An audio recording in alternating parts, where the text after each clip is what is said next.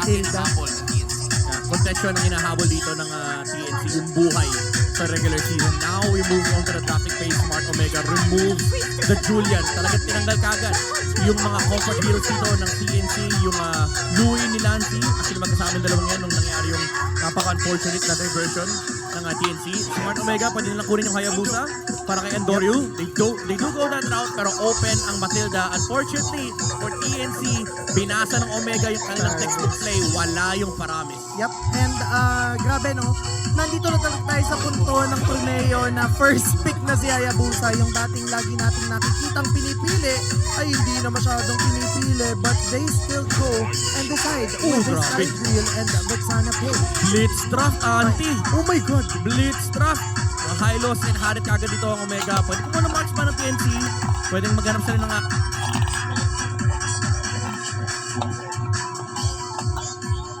Harit counter. Nandiyan yung Lunox na for the longest time yan din yung pinagsasagot dito kay Hylos, pati na rin kay Hayabusa. Or kunin nila yung Fanny ni Kaizen or Nolan. Actually Nolan ni Kaizen. Carry then will be open for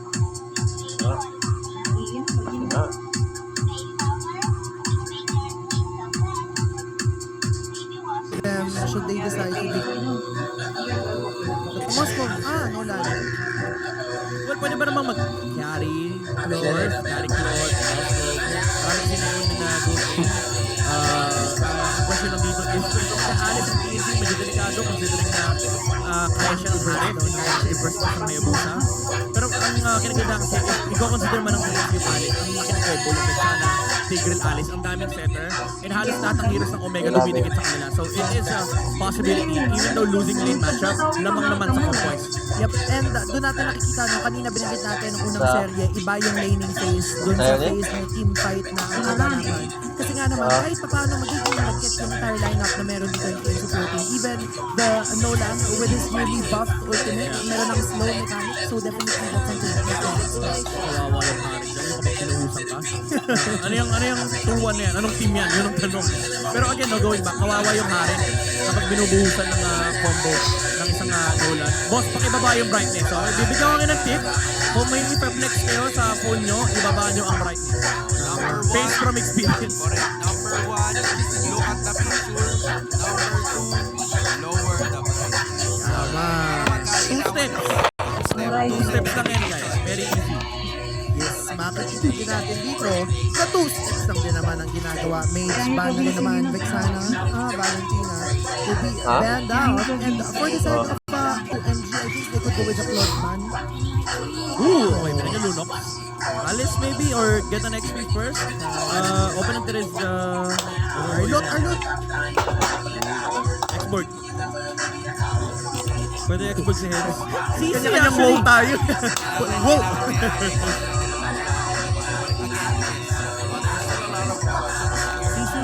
CC ni Heads. Dami miss ko yung CC ni Heads. It's nice versus the Hayabusa. Kasi meron kang Vengeance and also the decent laner versus the Hylos. It's either Caesar or Terizla, I think. Arlot, Cloud Munot.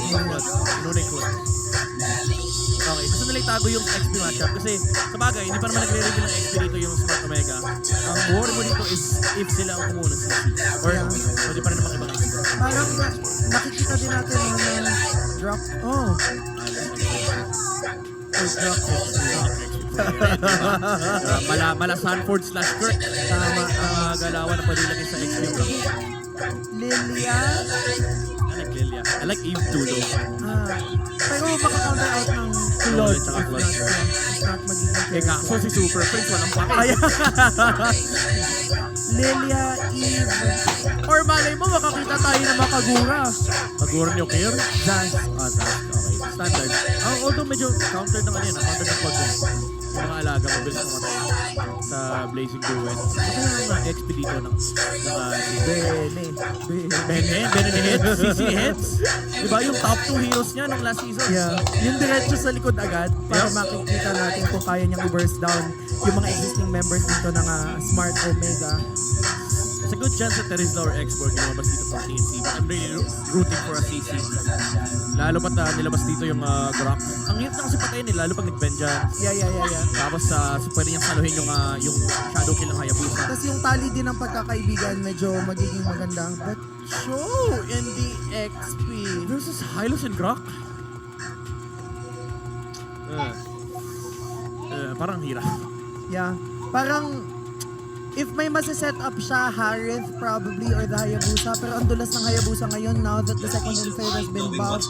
And even the Harith, for sure, magpapurify yan. So, I don't know. It's a matter of proccing the necessary spells to be able to win in this lineup. That's the idea that TNC Pro Team is going to go for. How will Heads operate with using the Cho? Can Lancy field in their way to get this game number 1? Meanwhile, Smart Omega naman, just like what we mentioned a while ago, they are fighting to get a playoff spot. Who will get the first win? This is Omega versus TNC. Casters, Baso. Sino nga ba ang mas lalapit pa towards the spot sa ating playoffs? At the battle was Smart Omega laban sa TNC Pro Team. Magkakaalaman na tayo, game number 1 pa lang. Kabang-abang ito at bumabalik na naman tayo sa punto kagaya kahapon na pina-first pick na ang Hayabusa. Lalo na hawak na doon ng Dory. Alam mo naman, basta ako doon, magaling mag-Hayabusa. Ayun naman, agree si Auntie Yanara dyan. Diba? Yan yung mga kahulma. Pero paano nga ba huhulmahin din na ng TNC? Very interesting draft here. And even yung reactions doon ng panel natin sa Infinix Game Tambayan. Sa naging show XP pick bigla dito ng TNC Pro Team. I agree dun sa sinasabi mo. No? And feeling ko, no, para dito sa TNC, parang iniisip nila, meron naman kaming instant version. Yun naman si KZ. Normally, yun naman talaga ang ginagawa niya. And the goal lang talaga dito ng TNC ay manggulo ng manggulon. Oh! Hindi, nakuha pa rin. Hindi naman. Nakuha pa rin si Dory habang shadow. Kila yung magaga. Ay, hindi, wala pa level 3 pa lang naman kasi. At si KZ, ako delikado ata, mga ka-dash out. Habang nasulubog na dito ng Escalera, at ang members mula sa Omega, ang nakaharap sa kanya, ang flicker from Heads. And then yung Jim Non-stop! no, habang yung Purify ay nagamit din. Pero napalalim, ikot si Heads, nakabakawi din. At yung action, ha? Grabe, kala ko umaapoy. Gusto ko nang hipan. Huwag muna kayo magpatayan dyan. Pero definitely, ang aga naging palitan doon. Pero ito muna ang ating community prediction. 89% in favor of Smart Omega. Habang 11% para sa TNC Pro Team. Yeah, I think ito yung maganda na para sa TNC. Hindi sila nanghihinayan kung sa mga flickers or mga spells nila. No? As long as magamit nila ng maayos, makapag-convert sila into a kill, or even mapauwi mo lang yung opposing side, no? Yung pinupuntahan mo. Importante yun. It's an all or nothing na setup kanina ng TNC Pro Team. And for this round, syempre, mas makakakita tayo ng mas magagandang aksyon. Naka-level 4 ng ating mga junglers. Pero speaking of levels, matutunaw agad dito si Jack. No! Pero makakaligtas pa. Pero nakuha din ang CNC yung unang pakong ng laban na ito. Now, si Heads, napaka-aktibo talaga, no? Grabe naman to. Heads up lagi para dito sa TNC Pro Team. Pero dito na naman ang paborito niyang tambayan. Sumipa siya. Sumipa siya agad. Kaya lang, wala lang follow-up. Pero Shadow King, pagsasaluhan na lang sa members mga TNC. Unog! Antonio Flicker in one shot. Patay kagad si Heads. Nauluhan kagad bigla. Halansi, the birthday boy. Sinasalo lang niya yung mga ukod dito. Si Oker. And this time, a make counter engagement na gagawin ng TNC. Kozin with a blazing through it. Ito yung inaantay ng TNC. Normal hit mula kay Kozin. Pero pamabiyame out siya. Kaya lang nandun yung shadow mula kay Antonio. Ngayon ay aalis na mula. Awat naman na may mas iya-action pa ba yung nangyayari dito sa laban natin po rito. Grabe. 23 minutes pa lang. Pero look at the prowess ng TNC Pro Team. 2-2 yung kill score. At bukod pa doon ay hindi natin na mamalayan na si Heads from the top, babalik na sa jungle, tapos tatambay na sa purple, at dami niya nang naikutan dito sa side ng Smart Omega. Oo, naguguluhan na rin ako sa mga nangyari. Imagine mo, 3 minuto pa lang. Ang dami na kagad mga action. Na nagaganap. Though hindi naman nagkakapatayan kasi nga naman, technically, ang bababa pa ng mga damage ng mga yan. Wala naman. Di ba kaka-cooldown ng mga ultimates ng mga yan. Kakakuha rin lang. Pero yung mga ulo na hindi ko mo-cooldown eh. Mapainit ang mga ulo ngayon ng Smart Omega at ng TNC. And so far, ay hindi tumitigil yung TNC hanggat wala rin sila nakukuha ng answer back dito sa Smart Omega, which is what they should be focusing on. At ngayon, mas nakikita natin na umaga pa lang o maaga pa lang, gumagawa na ng play at action ang TNC Pro Team. Pero ngayon, magre-respond na rin na few seconds ang pangalawang pagong para sa laban na to. Kailangan ng pagdingan ng Smart Omega at TNC Pro Team. Kumbaga, hindi na sa mga tagpong ito ay medyo gapagalan lang nila. No? Kasi first 2 minutes, Gawalan tayo ng games. puro action eh, puro hampakan, puro bitawan ng mga kutin. Kailangan kontrolin ang tempo. Oo, may Okay. tempo. Kumbaga sa kanta, dapat alam mo kung ano. Huwag muna yung mga baby this time. Wag muna yan. Mamaya na yung mga Celine Dion din dyan na pang karaoke, pang malakasan. Oo, no, si Ed ngayon. Mga Kichi na dahil medley muna tayo. Mga basic lang. Oo. No, parang lahat alam. Oo, para lahat makakasabay. Pero sino nga bang sasabay muna dito?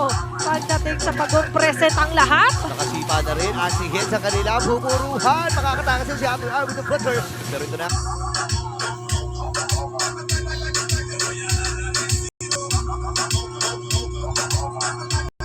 Counter engagement pala dito sa Smart Omega in the back. Yung glory spot.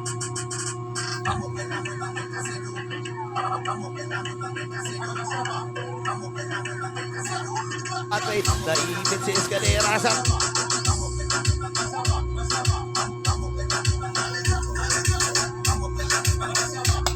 tatlo, breaker out, pero di siya makakasunod.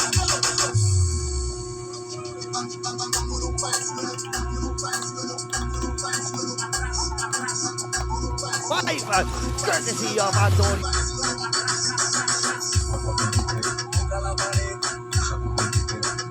Ito kayo si Anton, ang naman ang pinag-control na hisiton. Kaysen, magiging matagumpay ang buha nila doon sa pagong. Pero si Kaysen ay seriota lang ang kinuha. 1-1 ang naging palitan. Pero lalamang data doon na Smart Omega kasi nakakuha sila ng pagong onto their hands. And aside from that, ngayon sa may bandang baba, makakapuro pa sila ng push yata. Pero look at Kaysen and Kozin. The Zen do dito sa may bandang taas. Hindi na rin na mga pa-X, Another charge. X and Y Y axis. axis nito ni Kaysen. Kaya pala kasi available na rin pala yung Hunter Strike niya, di ba? So, ito yung mga punto na ayaw mo muna makipagsabayan sa isang Nolan.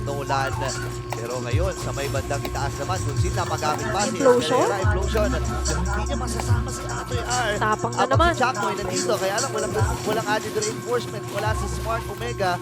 Kaya mapapatay pa ako si Jack Papako. Same with the kill. Parang medyo somewhat for Chuck na yung overextend yun. Inaasahan niya yata na darating agad din dun sila Jome. Pero they have to test the waters muna bago kasi pumasok basta-basta. Pero kahit pa paano, na-delay ni Chakmo yung plan doon ng TNC na pumuro at kumuha ng turret this early. And Smart Omega naman ngayon, on the other hand, ay somewhat hindi ganun yung kalaking vision na kasi lagi nang una din sila sa mga hiding spots. Hindi na pa naman kapag kakalaban mo Ayan na. isang Jody mo. Nakita na kagad. Uli nilang tinanong muna ni Antonio. Sabi na nga ni Umi, di ba? Tinanong niya muna yung Cream Camps eh. Sir, meron ba tao dyan sa may gilid? Paghampas niya ng mga surigin niya, pumunta dun sa may damo, di ba? Yan yung mga kailangan yung kausapin ng bulungan. Pre, meron ba dyan? Yung mga golem, salagubang. Oo, may tao ba dyan? Di ba? Ayun yung mga tips na mga may alam. Kapag nag-RG kayo, hit nyo muna. Kasi kung saan yung pinakamalapit ang huli kung ano gusto pumunta kahit nandun sa Baybrush side, di ba? Oo. Pero ngayon sa Baybrush side tayo, nakatago si Chuck.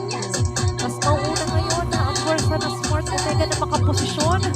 Definitely kumakatay na rin ngayon si Joe. Oo, yan. Kailangan nila iwasan na kung binabanggit mo yung si Joe. Medyo item dependent din itong hero na to. Pero kapag nakakuha na ng mga necessary hits, talagang mahirap hilan. Available pa ang Jaman Force. Ngayon si Hens ay matumas na rin si Kaysen. Alam ni Sakto, binabani-bani nga. Itong si Kaysen, hindi makakalapit. Ang kumulalan si Hensi habang si Hens. Escalera! Nahuli yung dalawa pero si Hens nakapag-purify ngayon. Sipa ka naman mula kay Hens. Makakatangan mo siya. Hindi! Siya lang ang makukuha pero nakuha naman ang Smart Omega. Dumating na, Yung full dead. turtle. Habang si Coach ay dumating na rin. With the 22 and Nagtugma yung kahit dito for TNC Pro Team kasi kung napansin natin na naman kahit papaano magandang spacing yung farm doon sa may bandang baba. But for Smart Omega, they focus on to the bigger objective, which is to get a turret, plus a turtle na nga lang din.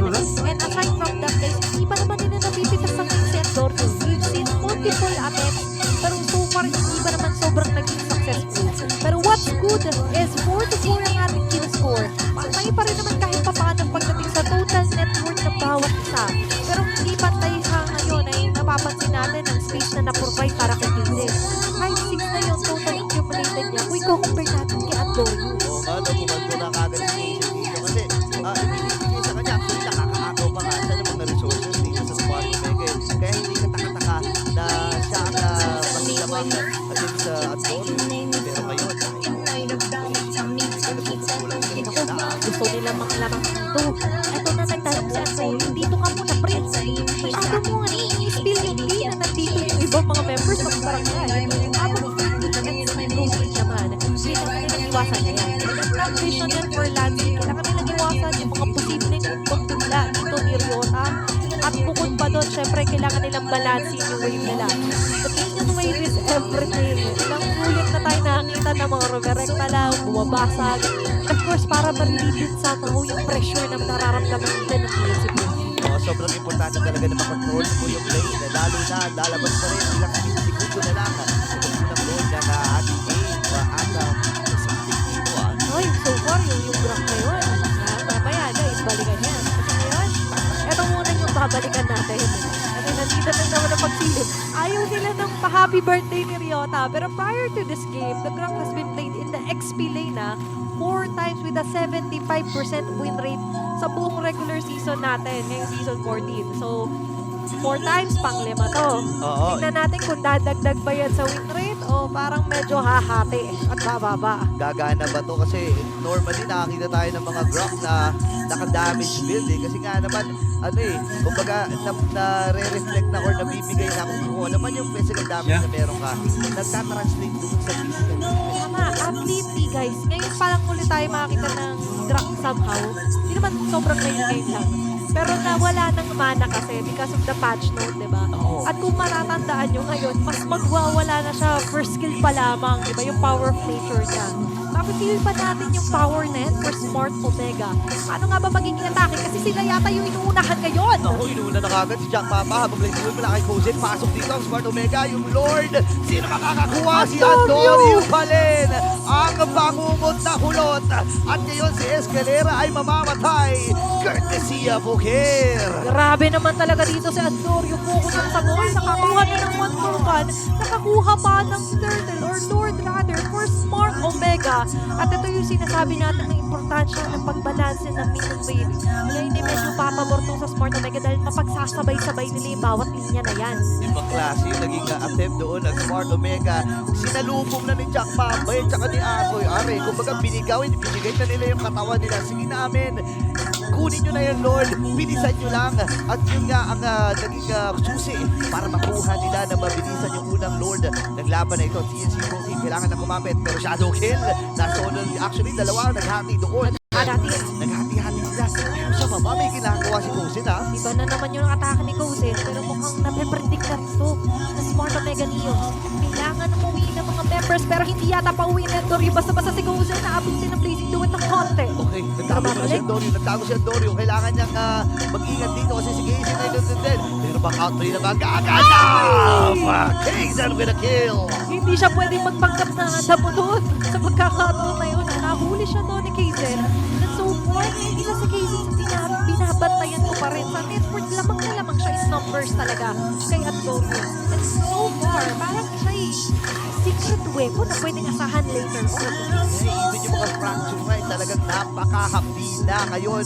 Magre-respond na din dito ang Smart Omega. Hinahabol siya dito ng bato. Imagine mo yun hinahabol ka ng malaking bato. So, Namamagang bato pa yan! Namamagang bato. Kailangan mo talagang tumakbo at kumatras. At ganoon din naman ang pagkatras na gagawin ng Smart Omega. Papalit-palit lang yung gold lead. 200, 100, 300. Pupunta sa TNC, pupunta sa Smart Omega. Ganito katikit ang laban na to. Balik-balik tayo pero pansinin din natin na nakikita natin Nakisi ko pa sa kusyati ako, mamani ko sa armo ko sa kung paano kalikot, guys. Kung paano rin talaga siya ka-attentive. Sa items man niya yan.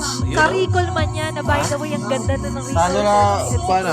Mga pharmacist. Omega, diba? Oo. And available din kung gusto niyo maging kasing-lakas ni Kaizen Magnolan. Oh, minsan nakakalakas talaga yung mga rivals na yun, eh, no? Again, available po yan sa shop, kaya bumili na kayong lahat. Ayan, 35 seconds para dun sa Lord. Wait lang.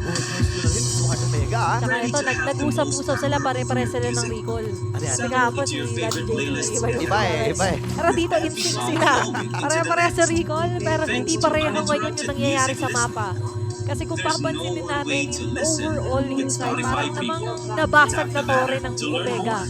Pero kung papansinin natin, dikit pa rin total network, 7 to 6 skill score. Pero pagdating sa team fight, parang nagiging equal naman. Oo, tsaka maganda yung sinabi mo, no? Lamang sa mapa. Sa madaling salita itong Smart Omega, kailangan bumabot ng flow ng sila ng oras. Hindi na nagsisimula na rin ng Smart Omega. Pinapakawag nila ng Mag-rise up. Unti-unti na nga lang din, nag-reverse location members ng Smart Omega. Kung may sumalim, gusto nila tumikit. Pero i-reset lang nila ng floating mode. Nararamdaman, sa iba't ng babaeng nagtatago, Escalera and Kaizen. Delikado ba ang pagsilip ni Leota? Nandiyan ang namamagbato. Yung balak. Habang silang lahat ngayon ay naghahanap-hanap, tagu-taguan. Sino nga ba ang matataya? Pero sa ngayon ay wala muna magiging taya dahil yung Lord ay marireset na lang muna ulit. Ayaw talaga pakuhain, pero Blazing Duel mula kay Talikod Gosen. pala! Siya nagamit niya yung Wind of Nature niya.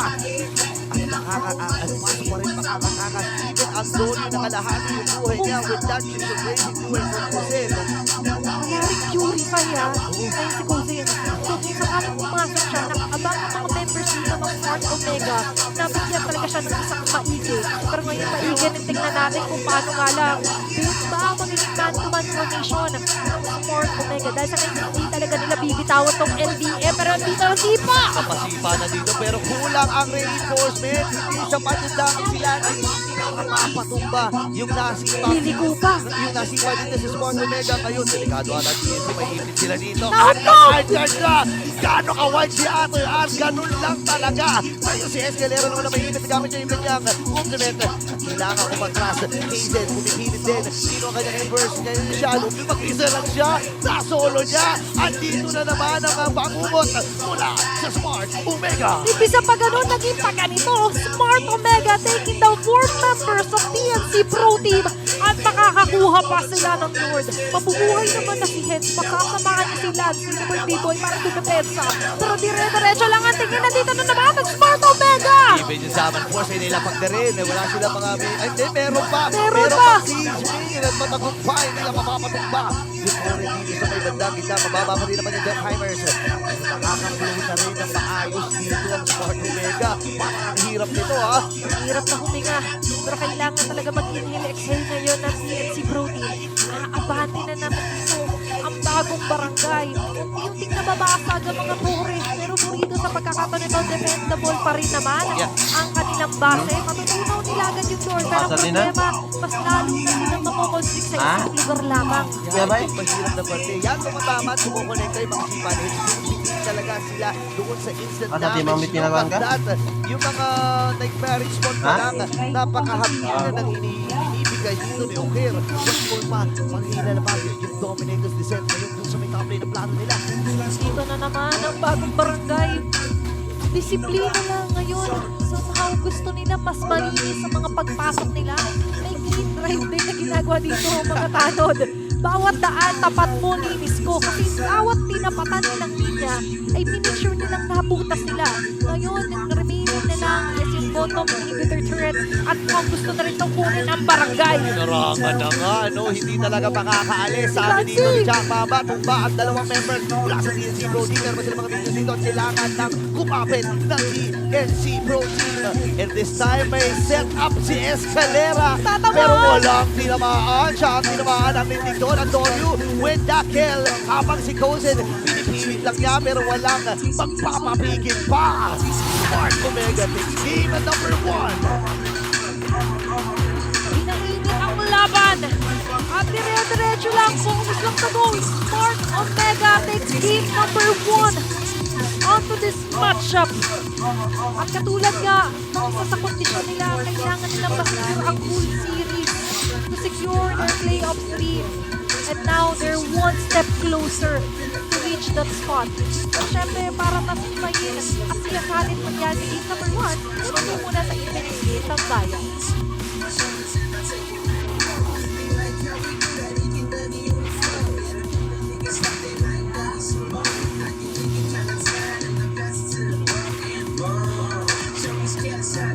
In early game, it's a natural story. Nakakuha sila ng aggressive plays, merong momentum, but it's just that something happens in the mid-game na talagang pumapalya na abuse ng kalaban. And again, kapag kalaban mo Smart Omega, pag umabot ka sa time na talagang